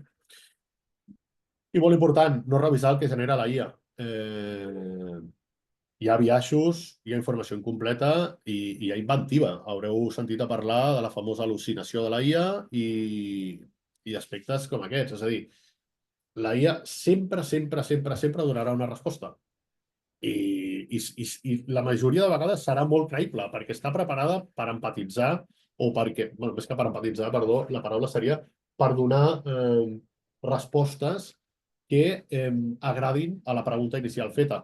Per tant, sempre direm, ostres, que interessant. Vale, però analitza bé la resposta. Perquè moltes vegades inventa. Si no sap el que ha de posar, inventa. El que no farà és dir-te, doncs no tinc ni idea. Dirà, no tinc ni idea, sempre i quan haguem treballat amb un sistema, haguem afinat aquests ajustos, això ja són paràmetres potser una mica més tècnics, que sí que li podem dir, però ja no seria un ChatGPT versió gratuïta, però sí que li podríem dir, escolta, si no tens clara aquesta informació, digue-m'ho, no em responguis. Són paràmetres que es poden ajustar. Bones pràctiques per protegir la teva empresa. Doncs el que hem vist abans, desactivar l'ús de dades per entrenar el model. Això hauria de ser política si no voleu entrenar el model, tant per vosaltres com per la vostra companyia. Evitar copiar informació sensible. Revisar sempre el que genera la IA. Incloure la IA dins de les polítiques d'ús intern. És a dir, si repartim llicències de ChatGPT, expliquem com fer-ho servir. Expliquem què es pot incloure, què no es pot incloure, com fem servir cada eina i donar una guia d'usuari, perquè si no, al final, la gent ho fa servir amb el coneixement que té cadascú. El d'alguns serà molt profund i molt ben usat i el d'altres, doncs, potser no tant. No? Per tant, incloure l'estratègia IA dins de les polítiques de l'empresa. I triar entorns segurs, si la IA és part del teu dia a dia. Val? Triar entorns segurs, això obre un meló molt interessant, que és el de dir, vale, molt bé, Roger, però si jo vull un entorn segur i no vull tenir problemes de privacitat, què fem? Bueno, hi ha hi ha diferents maneres de treballar-ho i això em porta aquesta slide d'aquí per parlar dels models fundacionals. Vale? Què és un model fundacional? Un model fundacional és aquell producte, en aquest cas posem d'exemple OpenAI, que ha tret OpenAI per que interactuarem nosaltres, el seu LLM, no? El seu model de llenguatge profund, el famós ChatGPT. Aleshores, com sabeu, ChatGPT ara mateix té una versió gratuïta, nosaltres introduïm dades i no sabem què passa per darrere. Això és un model fundacional de caràcter privat. Hi ha una empresa darrere que genera un model, la posa a la venda, en aquest cas dona un servei gratuït i tens serveis de pagament. Fi. Després hi ha models de codi obert o open source, que són models que tu pots fer servir de manera gratuïta. És a dir, jo me'n puc anar per exemple, a DeepSeek, baixar-me'l i muntar-lo amb una màquina meva, amb un servidor. I això obre l'oportunitat a treballar amb entorns privats i amb una seguretat molt més alta. Vale? No té per què ser un model open source. Vale? Simplement diferenciem models fundacionals de caràcter privat i de caràcter lliure. Si volem una estructura privada, l'ideal és que aquests models, ja siguin privats o lliures, estiguin albergats en servidors nostres. Que nosaltres muntem una màquina, muntem un servidor i introduïm aquest model allà. Què estem garantint aquí? Doncs que aquest model de llenguatge profund està en un lloc que només és meu i que jo li llenço les dades que vull i el tinc controlat. Quin és el problema d'això? Necessitem màquines, necessitem recursos i necessitem mantenir-les. Llavors, al final, potser això seria una solució per a una empresa amb una alta sensibilitat a la privacitat de dades i amb una alta inversió, i no ens faria falta a nosaltres, però ho hem de saber, d'acord? Que hi ha diferents maneres. Quina seria l'opció ara mateix més usada en empreses per tenir certa tranquil·litat amb el nivell de privacitat? Treballar amb l'API, per exemple, d'OpenAI, que ja garanteix per normativa la GDPR, la ISO 27001, la privacitat de dades i garanteix que no es faran servir aquestes dades per entrenar models i treballar amb un desenvolupament a mida. Vale? És una que és el que, per exemple, nosaltres fem. Treballar amb empreses on definim procés, desenvolupem la part més d'interacció d'usuari, però després fem crides a OpenAI a través d'aquesta API perquè ens ajudi a través del seu model a donar resposta a les solucions que ens plantegem. Vale? Per tant, aquesta seria la solució més segura a dia d'avui si no volem recórrer a muntar un servidor propi amb un model. Vale? És un tema complex i de profunditat aquest. Deixeu les preguntes si voleu, que ara en parlarem si voleu més informació sobre aquest tema, perquè hi ha per parlar de tot. I llavors, temes de reglament europeu d'intel·ligència artificial. No? Com estem a Europa? Bé, doncs a Europa, el 2024 ja va entrar en vigor el IA Act, que és el Reglament Europeu d'Intel·ligència Artificial. I aquest reglament està entrant de manera progressiva, va començar a l'agost del 2024 i va entrant de manera progressiva i acabarà desplegant-se el 2026. Vale? L'objectiu d'aquest reglament és garantir l'ús de la IA dins de la Unió Europea, que sigui transparent, ètic i respectuós amb els drets fonamentals. I com? Doncs ens planteja a través d'una classificació dels sistemes d'IA. I ho classifica de la següent manera. Vale? Això, tal com ho anem veient, aneu-vos fent vosaltres, aneu-vos preguntant en quin punt esteu a nivell empresarial, si és que esteu fent servir ja IA, la teniu aplicada, pregunteu-vos en quin punt podeu estar. Vale? Primer risc classificat, l'inacceptable, és a dir, IAs que estan prohibides. Són aquelles o aquells sistemes que manipulen o vulneren drets fonamentals. Per exemple, el social scoring. Hi ha algun país, crec que és a la Xina, que té un sistema de puntuació per reconeixement facial de la població. I a partir d'aquí, en funció de la puntuació que tu tens accés a una sèrie de restaurants, a una sèrie d'educació o una sèrie de sanitat. Això està prohibit, òbviament. No? O la IA que manipula emocionalment a menors o persones vulnerables. Tot això hauria d'estar regulat per aquesta IA. El segon, el risc. Venim del risc inacceptable, és a dir, del risc més alt, el que estaria prohibit, al risc, és a dir, fortament regulat. IA fortament regulada en àmbits com l'educació. És a dir, no podem puntuar alumnes automàticament. Jo no puc tenir un sistema d'IA que m'avaluï els exàmens i assigni notes. D'acord? Puc fer-ho, ara veurem com salvem això, perquè això no vol dir que no ho podem fer servir. O sigui, puc fer-ho sempre i quan després hi hagi supervisió humana. D'acord? Recursos humans, tria de personal automatitzada. Fixeu-vos que en el procés que hem vist no hem dit tu sí, tu no. Hem dit, escolta, aquest perfil té un encaix X i el podem qualificar amb aquesta nota. A partir d'aquí hi ha intervenció humana que decidirà si prenem una decisió o no. Vale? Tema sanitat, i ja per fer diagnòstics, tampoc. És a dir, el metge s'apoyarà, doncs igual que fins ara s'ha apoyat amb guies de pràctica clínica, doncs ara es pot apoyar amb eines com la intel·ligència artificial, però serà ell qui determini si allò és o no és un diagnòstic per una banda o per una altra. D'acord?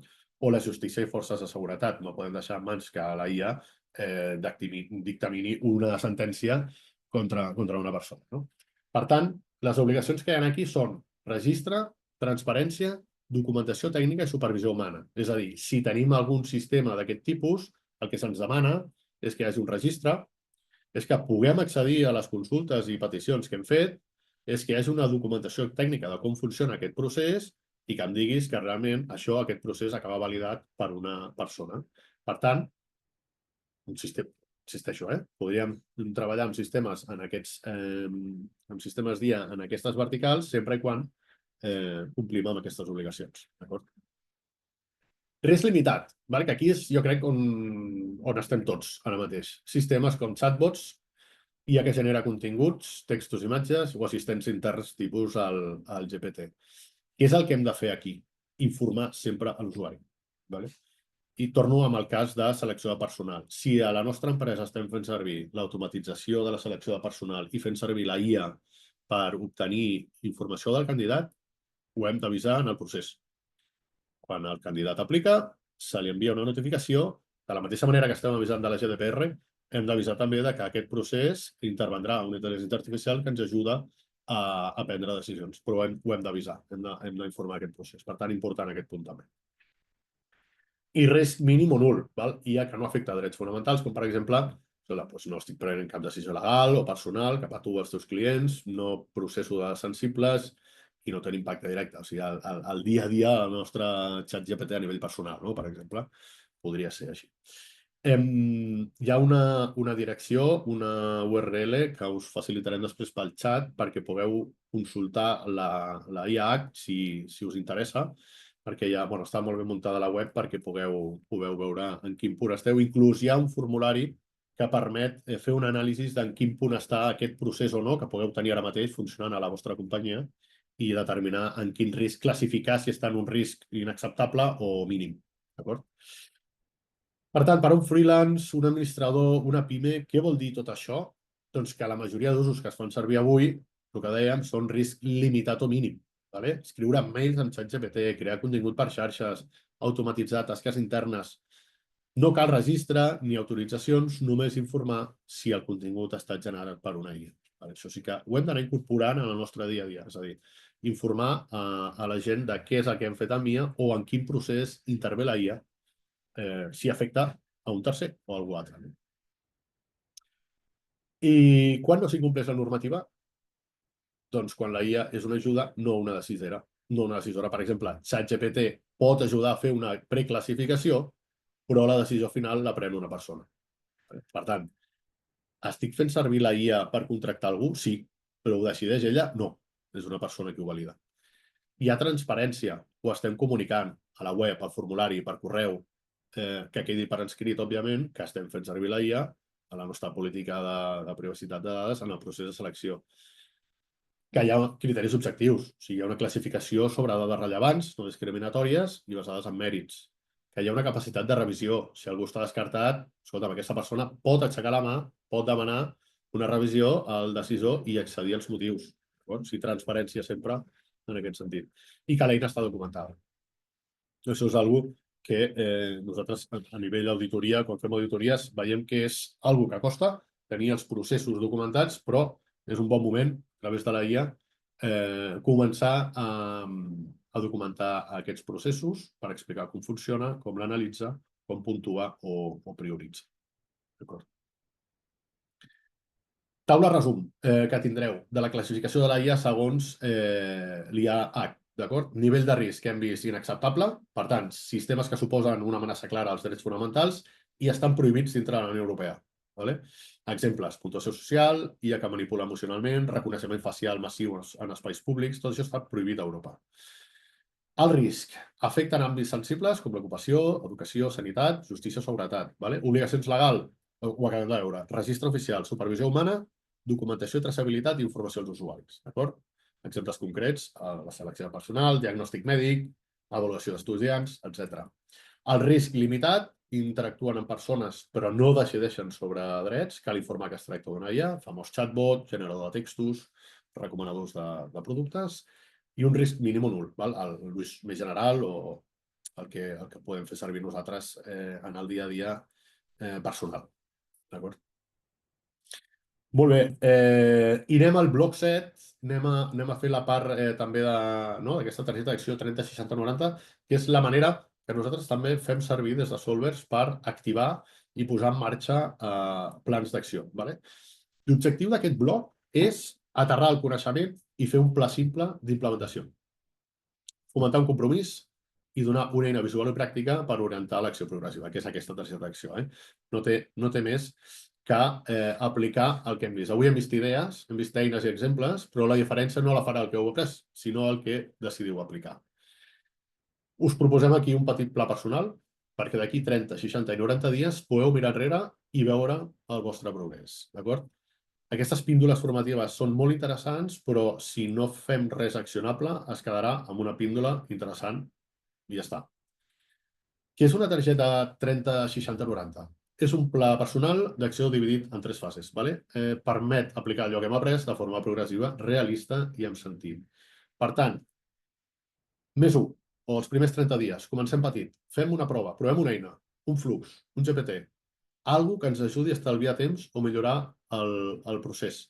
Avui hem vist 3 exemples, agafeu un a un, si us sentiu identificats, o investigueu i penseu quin podria ser. Això seria l'exercici dels primers 30 dies. Després, consolidem-ho, revisem-ho, ajustem-ho, impliquem algú de l'equip, que ho provi, algun client, que ens doni feedback. I després, al 90, formalitzar-ho. És a dir, això funciona, aquest procés està consolidat, està aprovat i podem anar pel següent o podem escalar-lo, que és el més interessant. I a poc anireu veient com la IA es va introduint en el vostre hàbit, rutina empresarial, perquè aquesta és la clau. O sigui, si no introduïm la IA de manera fina en la nostra rutina i en els nostres hàbits, sempre veurem una barrera d'adopció alta i ens costarà introduir-la. Aquesta targeta pretén trencar aquesta barrera. Vale? La idea és com vull sentir-me d'aquí 90 dies si ho he aconseguit. D'acord? Exemple, 30 dies, comença petit. Acció. Creem un GPT personalitzat que respongui preguntes freqüents sobre els serveis que oferim. Preus, horaris, primeres visites, documents necessaris. L'objectiu, alliberar temps en atenció al client i reduir consultes repetitives per WhatsApp i e-mail. Vale? Agafeu aquest format. 30 dies, acció, objectiu. Exemple 60 dies, consolida. Quina és l'acció? Vale, he decidit fer un GPT? Perfecte, anem a provar-lo amb 3 membres de l'equip. Revisem i afinem respostes segons el feedback. Millorem-lo. Afegir-me un enllaç a la signatura del correu i a la pàgina del contacte. I veiem si realment la gent va usant aquesta eina i ens està aportant valor. Objectiu, que el 80% de les preguntes habituals es puguin resoldre sense intervenció directa. Vale? Per tant, aquí estem consolidant. I el dia, exemple, 90 dies, escala. Hem documentat el procés, sabem els prompts que més ens funcionen, tenim una estructura del GPT, tenim les preguntes típiques. Escolta'm, creem el segon GPT, per exemple, per l'onboarding dels nous treballadors. O compartim el projecte amb un exemple dins d'una xarxa, de la nostra xarxa de col·laboradors, veiem què tal funciona. L'objectiu, tenir un sistema d'ajuda automatitzada, estable i replicable per altres àrees. Aquesta seria la idea. I l'exemple, com vull sentir-me d'aquí 90 dies si ho he aconseguit? Més tranquil·la, amb menys correus acumulats, més temps per dedicar a la part estratègica del meu negoci, satisfeta d'haver posat en marxa una millora real amb l'AIA. Aquesta és una mica la clau o el que busquem amb aquesta targeta d'acció i de compromís perquè la IA sigui una realitat en el dia a dia de l'empresa. I fins aquí, ens hem avançat una miqueta, són les 12:20. hem acabat la presentació. Crec que pot ser un punt ara molt important de preguntes, no sé si n'hi ha moltes o no, o de debat, per veure inquietuds, preguntes, dubtes. Aviam.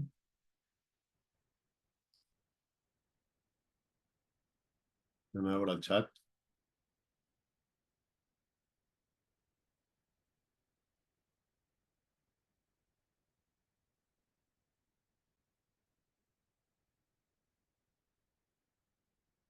Vale. Eulàlia, entenc que has pogut veure la presentació, no? Veig que t'ha quedat la pantalla negra.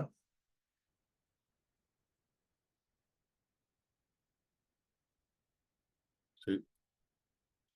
Vale.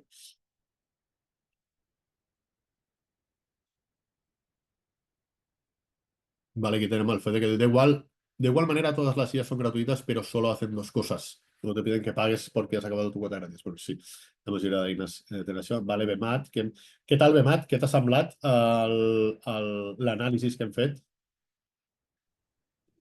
Doncs la veritat m'ha agradat molt, Mm? M'ha semblat molt útil. Ho veus aplicable en el teu dia a dia, per exemple? Sí, o sigui, nosaltres hi ha algunes cosetes que sí que ja tenim, però són eines ja especialitzades que la fan servir d'una manera molt concreta i de vegades ens aplica, de vegades no. I llavors, la veritat és que això, per exemple, l'eina que has ensenyat, que crec que, bueno, segons he vist les preguntes, també hi ha gent que li ha interessat, la de, Molt bé. com se deia, la de Make. Make, no? Clar, Molt bé. clar, si tu pots automatitzar, perquè clar, tu has posat en un exemple molt concret que és en la selecció, que en aquest cas, per exemple, a mi m'aplica directament. Però hi ha d'altres moltes coses que potser ens ajudarien moltíssim.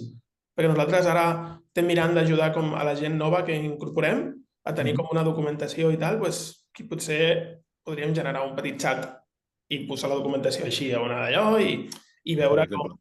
I així també ens ajudaria també a saber quines són les preguntes que més es fan, i saber com millorant la informació per evitar que es donin sempre les mateixes preguntes si veiem que són importants. Efectivament. Sí, sí, molt interessant. Sí, la veritat és que Make, hi ha moltes altres plataformes també, però jo crec que s'ha obert un ecosistema molt potent a l'hora de fer aquestes integracions i automatitzacions. Ja barrejant-ho amb la IA, doncs arribem a coses molt xules. Molt bé, bé, perfecte. Aviam, la Laia diu, un escull que veig per poder aprofitar aquestes eines és la programació de l'ordre. Com li diem què volem que passi, més selecció d'aplicacions i com connectar-les, efectivament. A banda de si són opcions de pagament o no, vull dir que en aquests casos necessitarem suport d'alguna empresa com vosaltres, no? Bueno, sí, nosaltres sempre estem disposats a fer consultoria i donar suport. Com us deia, el que hem vist avui són eines, o els exemples que heu vist, són eines fets amb una compte freemium. Només la part d'OpenAI és la que sí que requereix d'una targeta de crèdit. I més enllà, o sigui, la resposta a aquesta pregunta seria que més enllà que el com seria identificar quins processos, no? O sigui, crec que és la part important. Baixar i entendre quins són els processos ara mateix ens estan traient temps, són un problema, són un mal de cap. I un cop els tenim identificats, el següent pas és pintar el procés. És a dir, qui fa què en cada pas. I un cop tenim això clar, veure quines coses podem solucionar sense la intervenció de la tecnologia i quan ja veiem que només queda la tecnologia, llavors aquí entrem i busquem la millor solució. Sí, no fa falta ser programador, no? Però sí que fa falta certa part de coneixement tècnic de l'ecosistema que hi ha ara mateix d'aplicacions i integracions que es poden fer en funció del tipus de negoci. D'acord? Ens pot recomanar un curs o tutorial de Make? David Valero. Sí, bueno, jo crec que si entreu a la pròpia eina de Make podreu veure ja molts processos fets que us poden, i tutorials, us poden ajudar a ser creatius i entendre com funciona. Domingo, aquests GPTs creats no tenen la possibilitat d'al·lucinar informació? És a dir, inventar-se informació que realment no hi és al document sobre el que li estem preguntant? Sí que poden també inventar-s'ho. Sí. Per tant, sempre validació humana. Sempre validació humana. A no ser, o sigui, això ho podem fer, o en el nostre cas, hem pogut fer això quan hem treballat en les APIs, en aquest cas amb un client, ho vam fer a través de Google, de Gemini, on sí que dèiem que si la informació no estava localitzada en les fonts primàries que nosaltres li havíem subministrat, automàticament digués no he sabut trobar la informació. És a dir, no sortia a internet, simplement anava a una base de dades, consultava allà, si aquesta informació no la trobava, responia això no ho he trobat. Però això és difícil trobar-ho amb eines de propòsit general. Aquí hem d'entrar a una solució més específica. En els exemples que hem vist a Make, hi ha un paràmetre, que és la temperatura, que es pot tocar quan fas servir l'API d'OpenAI. La temperatura vol dir, per dir-ho fàcil, el número de cubates que et prens o no. És a dir, li podem dir a la IA que en lloc d'al·lucinar molt, al·lucini poc. És una mica la broma aquesta de dir, escolta'm, no, si no ho veus clar no t'ho inventis, para màquines. Però sempre dirà alguna cosa. Aquest és el tema, sempre dirà alguna cosa. Una cosa és que digui una cosa més al·lucinant o no. Laia Pineda, has dit que tenir GPT és opció de pagament, oi? Sí, és a partir de la Plus. Si no han canviat, amb la Freemium no hi ha possibilitat de crear GPTs. Míriam, els agents GPT, dos escenaris que han plantejat, treball col·laboratiu i tot el contrari. Perdona, dos escenaris que plantejo, treball col·laboratiu i tot el contrari. Has explicat com compartir els agents, però es pot treballar en grup? No passa només la gent, sinó treballar sobre un mateix xat o semblant, diverses persones? Sí, molt bona pregunta, etc. Després entenc que per evitar que info que carregues amb els agents GPT sigui pública, és després fer servir el GPT com a tal, un xat nou, per no fer-ne tal. Vale. Ojo, jo crec que aquí el que estàs dient, Míriam, és un tema molt interessant, i és que en lloc de fer un GPT, pots treballar per projectes. Dintre de ChatGPT hi ha l'opció de crear un projecte. I crear un projecte el pots compartir amb persones. I aquest projecte es nodreix dels diferents xats que hi ha en aquest projecte i de la documentació que tu puges en aquest projecte. Per tant, crec que és el cas ideal que estàs plantejant. Treballar per projectes en lloc d'un GPT. Poso un exemple visual. Quan monto un GPT? Quan estic buscant un assistent 24/7 que m'ajudi a ser més productiu en el meu dia a dia. Faré servir un GPT. Quan faré servir un projecte? Quan estic treballant amb l'equip de màrqueting i ventes per fer una campanya de 3 mesos per augmentar les ventes que plantejarem al setembre. Doncs aquí creo un projecte, perquè aquest projecte serà molt específic sobre una cosa concreta, interactuarà amb tots els xats i amb tots nosaltres. Això ho podeu explorar si aneu a ChatGPT, al menú de l'esquerra, veureu la possibilitat de crear un projecte i compartir o convidar persones. És interessant pel que està plantejant la Míriam aquí en el xat. Roger, perdona, Sí. per acabar d'especificar això que feia la pregunta. O Sí. sigui, ho deia perquè jo he treballat per projectes, per exemple, no he explorat tant el tema d'agents, no ho he fet en entorns col·laboratius, però crec que era més interessant, a la part de projectes sí que et permet fer com uns indicadors, però potser no és tan acurat tota aquesta part de els documents a carregar, no sé què, llavors pensava, imagina't, crees un projecte per la revisió de contractes, no? On li dius la llei de contractació, tota aquesta cosa, què pots fer, què no pots fer, tal. I jo he vist que hi ha gent que ha creat agents sobre aquest tema, però després el treball que tu fas és individual. Vull dir, tu entres dins aquest agent i fas les consultes que calgui, que té en compte tota aquesta informació. Jo deia si hi havia una combinació entre el que seria el concepte projecte i el concepte agent. Correcte. Sí, no. Jo, si és, no la conec i llavors sí, t'estava explicant exactament el mateix que em dius. Sí. Té sentit, fer servir el GPT per fer aquestes consultes i els projectes per temes col·laboratius. Perfecte. Després deies també el tema de les botigues de GPT, entenc que hi ha una botiga oficial d'OpenAI. Sí, jo conec la d'OpenAI, que està dintre del mateix ChatGPT, on pots fer la consulta a diferents GPTs que hi ha i a partir d'aquí fer-ho servir. Sí. I es poden pujar agents en aquesta botiga, efectivament. Sí. Pots pujar-los. Joan Codina, veig que a ChatGPT hi ha una llibreria de GPT ja creats per diferents tasques, es poden utilitzar gratuïtament sense utilitzar GPT, però necessites el Plus, com a mínim. Amb el Plus ja pots entrar, Joan, i fer servir el GPT que vulguis. Al final, el que esteu veient en aquests GPTs d'aquesta botiga és el que hem vist, el que hem fet nosaltres. GPTs amb una informació i un prompt molt més extens que són agents específics per coses molt concretes. És interessant que feu una explorada, està molt bé. Sí. Laia, el GPT treballa només en base als arxius que li carreguem, utilitza internet també i selecciona les fonts? Bona pregunta. Sí, clar. O sigui, li posa els arxius que li carreguem, tira de la seva font de coneixement i surt a internet també a fer, o pot sortir a fer aquestes búsquedes amb les noves actualitzacions que ja han anat fent a OpenAI. David Valero, compartireu posteriorment la presentació? Entenc que sí. Sí, contestat, vale. Anna Borgués, pot quedar rastre quan un document ha estat elaborat en via? Bona pregunta. Sí, queda rastre i de fet hi ha eines que corren per internet que permeten avaluar el grau de confecció d'un humà o d'una IA i també hi ha petits detalls, no? A vegades no, o sigui, no posa punts als finals, els tabulats són diferents, hi ha detallets que si vas treballant et vas donant compte que el format, de moment, no acaba sent el mateix, no? Per tant, sí. Pot quedar rastre, sí. Amb elaboració de documents i informes, cal indicar que hem utilitzat IA. Com cal referenciar-ho?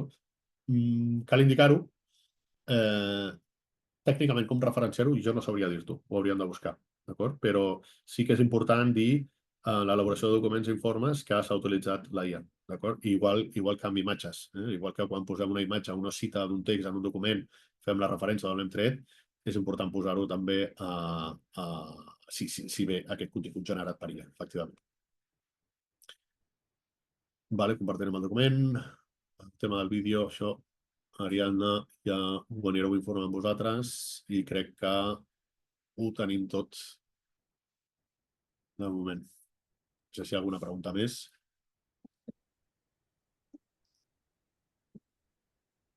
Doncs són les 11:52. Roger, teniu alguna pregunta més? Tenim temps, una mica de temps. Vols dir alguna cosa, Roger, abans de fer el tancament? Espero que us hagi estat tremendament pràctic, no? Les coses que hem vist, els exemples que hem vist. Nosaltres, des de Solvers, el que fem és trencar la barrera de l'adopció. O sigui, intentem fer la tecnologia fàcil, intentem fer que la IA no sigui una cosa que corre per allà i que no sé ben bé com funciona. I per tant, espero que aquesta píndola que hem fet hagi pogut ser una finestra d'aire fresc per invitar tothom a aplicar la IA i posar-la en marxa a les organitzacions. Ha estat molt interessant, jo crec que molt útil. Us donem moltes gràcies per la vostra assistència i, Roger, com sempre, un plaer de poder comptar amb tu com a ponent. Moltes gràcies a tothom. Fins ara. Moltes gràcies.